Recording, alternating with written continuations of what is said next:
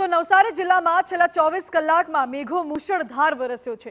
નવસારીમાં 7 ઇંચ તો જલાલપોરમાં 6 અને ગળદેવીમાં 5 ઇંચ વરસાદ ખાબક્યો।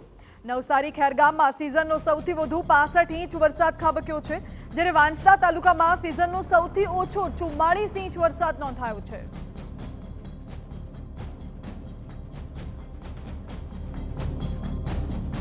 વાંસદા તાલુકામાં સિઝનનો સૌથી ઓછો વરસાદ વરસ્યો છે, આ વખતે 44 ઇંચ જેટલો।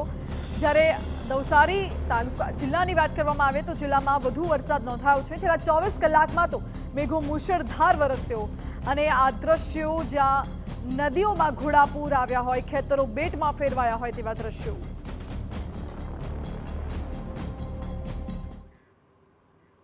તો નવસારીની પૂર્ણા નદીએ ભયજનક સપાટી વટાવી દીધી છે। ઉપરવાસમાં ભારે વરસાદના કારણે સપાટીમાં વધારો થયો છે। શહેરના પૂર્ણા વિસ્તારોમાં પાણી ભરાવાની શરૂઆત થઈ ગઈ છે। હિદાયતનગર વિસ્તારમાં લોકોના ઘરોમાં ઘૂસ્યા વરસાદી પાણી। લોકો અન્ય સુરક્ષિત જગ્યાએ જવા માટે મજબૂર છે। લોકોનું સ્થળાંતર કરવાની ફરજ પડી છે। ભારે વરસાદના પગલે નીચાણવાળા વિસ્તારોમાં પાણી ફરી વળ્યા છે અને આ દ્રશ્યો પૂર્ણા નદીના જે નદી ગાંડી તૂર બની હોય તેવા દ્રશ્યો જોવા મળી રહ્યા છે। નદીની ઉપરથી જે બ્રિજ પસાર થઈ રહ્યો છે ત્યાંથી પસાર થવામાં વાહન ચાલકોને પણ બીક લાગી રહી હોય। હાલ તો નદીની સપાટી 23 ફૂટ ઉપર પહોંચી ગઈ છે અને ભયજનક સપાટીની નજીક છે। તો પૂર્ણા વિસ્તારમાં પાણી ભરાવાની શરૂઆત। પૂર્ણા નદીએ ભયજનક સપાટી વટાવી દીધી છે અને નીચાણવાળા વિસ્તારોમાં લોકોના ઘરોમાં પાણી ભરાઈ ગયા છે। કેટલાક લોકો અન્ય સુરક્ષિત સ્થળે ખસી જવા માટે મજબૂર બન્યા છે। તો નવસારીના અન્ય જે વિસ્તારો છે તે વિસ્તારોમાં પણ લોકો આવા પાણીમાંથી પસાર થવા મજબૂર છે। ક્યાંક ઘૂંટણસમાં, ક્યાંક કેડસમાં પાણી અને જળ ભરાવાના કારણે ગંદકીનું સામ્રાજ્ય પણ જોવા મળી રહ્યું છે।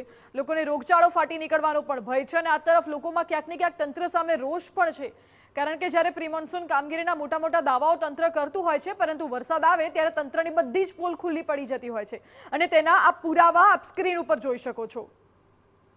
જ્યાં ભારે વરસાદના કારણે પૂર્ણા નદીની સપાટીમાં વધારો થયો છે। નદીએ ભયજનક સપાટી વટાવી દીધી છે અને નદીના પાણી જે રહેણાંક વિસ્તારો છે ત્યાં ઘૂસી ગયા છે। હાલ તો તેના આ દ્રશ્યો આપ જોઈ શકો છો અને આ દ્રશ્યો પૂર્ણા નદીના, જ્યાં નદીમાં ઘોડાપૂર આવ્યું હોય તેવી સ્થિતિ। બ્રિજ પસાર કરવામાં પણ લોકોને ભારે હાલાકી થઈ રહી હોય તે સ્પષ્ટ દ્રશ્યોમાં જોઈ શકાય છે। પૂર્ણા નદીએ તેની ભયજનક સપાટી વટાવી દીધી છે। ગમે ત્યારે નદીનું પાણી આ પુલ પરથી પસાર થઈ શકે છે। નદીનો પ્રવાહ એટલો પ્રચંડ છે કે પુલ પાર કરવામાં પણ લોકો અત્યારે ડરી રહ્યા હોય તે પ્રકારના સ્પષ્ટ દ્રશ્યો સામે આવે છે।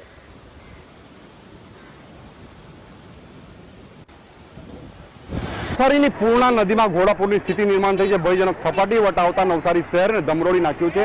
જે સ્થિતિ નિર્માણ થઈ છે એ નવસારી શહેરના વીરાવળ વિસ્તારમાં આવેલા હિદાયતનગરના દ્રશ્યો છે, જ્યાં પોતાના ઘરોમાં પાણી ભરાઈ જતા લોકો પોતાના સુરક્ષિત સ્થળે પહોંચવા માટે મજબૂર બને દ્રશ્યો દેખાઈ રહ્યા છે। હિદાયતનગરના દ્રશ્યો છે, અંદર 200 થી વધુ ઘરો છે અને અલગ અલગ વિસ્તારના લોકો આ વિસ્તારમાં વસવાટ કરે છે અને પોતે જીવન ગુજરાન ચલાવે છે। પરંતુ જે સ્થિતિ નિર્માણ થઈ છે, આ ખાડી વિસ્તાર છે, પૂર્ણા નદી કાંઠાનો વિસ્તાર છે, ત્યાં વસવાટ કરતા હોય છે।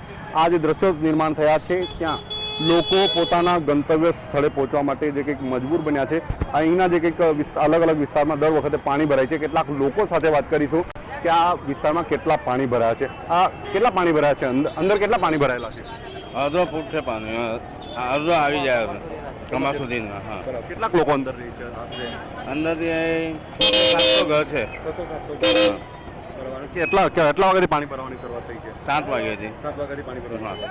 પૂર્ણા નદીએ સપાટી વટાવી છે અને જે દ્રશ્યો નિર્માણ થયા છે એના પગલે જે દ્રશ્યો નિર્માણ થયા છે એ હિદાયતનગરના દ્રશ્યો છે। આ વિસ્તારમાં પોતાનું જે કંઈક સામાન છે બચાવવા માટેના પ્રયાસો કરી રહ્યા છે। આ જે કંઈક યુવાનો છે પોતાના જે કંઈક સામાન છે એને બચાવવા માટે અને આગળ ન જઈ શકે એના માટેનું જે કંઈક જે વિસ્તાર છે, વિસ્તારમાં લોકો આગળ ન જાય અને પોતાનો જીવ જોખમમાં ન મૂકે એના માટેના દોરડા બાંધવાની તૈયારી કરી રહ્યા છે। ખાસ કરીને યુવાનો ખૂબ મહત્વની કડી હોય છે અને આવા ઇમરજન્સીના સમયે આ પ્રકારે જે કંઈક યુવાનો છે જે કંઈક દોરડું બાંધી રહ્યા છે। કેટલાક યુવાનો સાથે વાત કરીશું। કેટલાક યુવાનો જે છે સુરક્ષા માટેની જે કંઈક તૈયારીઓ કરી રહ્યા છે। આ કેટલા પાણી ભરાયેલા છે અંદર? અંદર આ બધું આપણા કેબિન છે ને આ બધું ડૂબાઈ જવા બધું ડૂબાઈ જાય। કેટલા 25-26 ફૂટ પાણી આવે નદીમાં તો આ બધું ભરાઈ જાય। અંદર કેટલા ઘરો છે? અંદર ઘરો આપણે બિલ્ડિંગ છે ને એમ કરીને 200 ઘર હે 200 ઘર હે।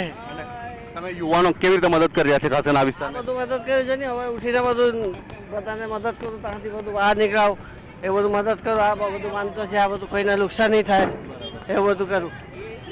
તો આ જે યુવાનો છે, યુવાનો પોતાના વિસ્તારમાં જે કંઈક લોકોને કોઈ નુકસાની ન થાય એના માટે જે દોરડા બાંધીને અલગ અલગ વિસ્તારોમાં ન જઈ શકે, અંદર ન જાય એના માટે સિક્યોરિટીના ભાગરૂપે તૈયારીઓ કરી રહ્યા છે. પણ જે દ્રશ્યો નિર્માણ થયા છે એ કમર જેટલા પાણી ભરાઈ ચૂક્યા છે. લોકો પોતાનો ઘર વખરીનો સામાન છે એ સુરક્ષિત સ્થળે કાઢી રહ્યા છે અને આ અંદર જે ઘરો છે 700થી વધુ ઘરો છે અને વધુ લોકો વસવાટ કરે છે, જેમને નુકસાન થઈ શકે તેવી શક્યતાઓને પગલે તંત્ર પણ દોડતું થયું છે અને સુરક્ષિત સ્થળે ખસેડવા માટે જે સ્થળાંતરિત કરેલા લોકોને સુરક્ષિત સ્થળે રાખવા માટેની તૈયારીઓ પણ તંત્ર દ્વારા કરી દેવામાં આવી છે. નીરજ ગામી, TV9 નવસારી. તો દ્રશ્યો નવસારીના આપે જોયા, જ્યાં ભારે વરસાદને પગલે લોકો હાલાકી વેઠવી રહ્યા છે અને તંત્રની કામગીરી સામે લોકોમાં રોષ પણ જોવા મળી રહ્યો છે. આ એક્સક્લુઝિવ દ્રશ્યો TV9ની સ્ક્રીન ઉપર એક તરફ પૂર્ણા નદીના દ્રશ્યો આપ જોઈ શકો છો, જ્યાં નદીએ ભયજનક સપાટી વટાવતા હવે નીચાણવાળા વિસ્તારોમાં નદીના પાણી ઘૂસવાની શરૂઆત થઈ, જ્યારે બીજા દ્રશ્યો જ્યાં ભારે વરસાદ અને નદીના પાણી નીચાણવાળા વિસ્તારોમાં ફરી વળ્યા ત્યારે કયા પ્રકારની કપરી પરિસ્થિતિ લોકોની સર્જાઈ તેના દ્રશ્યો આપ જોઈ શકો છો. લોકો જીવન જરૂરિયાતની ચીજ વસ્તુઓ લેવા માટે પણ આવા પાણીમાંથી પસાર થવા મજબૂર બન્યા છે. લોકો પોતાના ઘરોમાં કેદ થઈ ગયા છે. ઘરની અંદર પણ એટલા પાણી ભરાઈ ગયા છે કે ઘરમાં રહેવું કે ઘરની બહાર જવું તે જ સૌથી મોટો પ્રશ્ન હાલ તો સ્થાનિકોને સતાવી રહ્યો છે.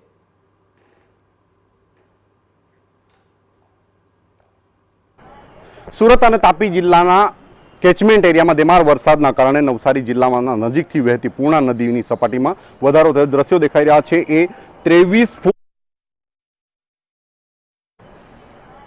સુરત અને તાપી જિલ્લાના કેચમેન્ટ એરિયામાં ધીમાર વરસાદના કારણે નવસારી જિલ્લામાં નજીકથી વહેતી પૂર્ણા નદીની સપાટીમાં વધારો થયો. દ્રશ્યો દેખાઈ રહ્યા છે એ 23 ફૂટ ભયજનક સપાટી ધરાવતી પૂર્ણા નદી 27 ફૂટ નજીક પહોંચી ચૂકી, જેને લઈને નવસારી શહેરના 25થી વધુ વિસ્તારોમાં પાણી ભરાયા છે અને જેને લઈને 25,000થી વધુ લોકો સીધા પ્રભાવિત થયા છે. નવસારી શહેરની આ વેરાવળ નજીકથી વહેતી પૂર્ણા નદીના દ્રશ્યો છે. પૂર્ણા નદી બંને કાંઠે વહી રહી છે. ખાસ કરીને જે દ્રશ્યો નિર્માણ થયા છે, ઘોડાપુરની સ્થિતિ નિર્માણ થઈ છે, એને લઈને નવસારી જિલ્લાનું જે સમગ્ર તંત્ર છે દોડતું થઈ ગયું છે.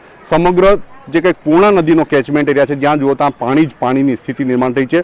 પૂર્ણા કાંઠાના એટલે કે અલગ અલગ કહી શકાય નવસારી જિલ્લાના પૂર્ણા કાંઠાના 25થી વધુ ગામોને એલર્ટ કરવામાં આવ્યા છે અને જે કહી શકાય કે સ્ટેટ હાઈવે નવસારી બારડોલીને જોડતો મહત્વનો માર્ગ છે એ નવસારી અને બારડોલીને જોડતો હોય છે, પરંતુ એના પર પણ પાણી ફરી વળતા આ પ્રકારે રસ્તો બંધ કરવાની આવશ્યકતા ઊભી થઈ છે. નવસારી શહેરમાં જે પ્રકારે સ્થિતિ નિર્માણ થઈ છે, સ્થિતિના પગલે જે કંઈક સમગ્ર તંત્ર છે એલર્ટ થઈ ગયું છે. નવસારી શહેરના કેટલાક લોકો સાથે વાત કરવાનો પ્રયાસ કરીશું. વેરાવળ ગામના આ કેટલીક જોરમાં સપાટી વધી છે?